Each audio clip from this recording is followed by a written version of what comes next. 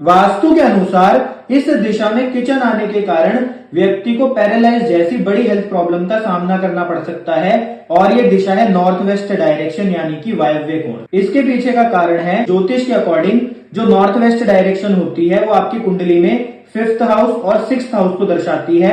और जो 5th house होता है वो आपके चिल्ड्रंस का होता है, वो आपकी स्पिरिचुअल जर्नी का होता है, वो आपकी हीलिंग का होता है, वो आपके लव यानी कि प्रेम का होता है। साथ ही साथ जो 6th हाउस होता है वो रोग, रिपू और ऋण का होता है यानी कि कर्जों का होता है, डिसीजेस का होता है।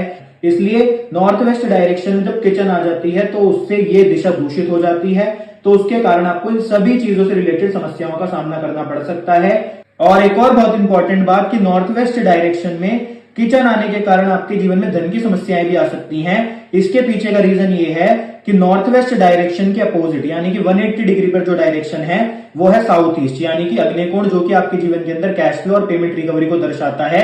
और आपको पहले भी ये बात बताई गई है कि किसी डायरेक्शन में अगर दोष है तो उसके 180 डिग्री पर जो भी डायरेक्शन होगी उस डायरेक्शन से रिलेटेड समस्याएं भी आपको अवश्य ही आएंगी।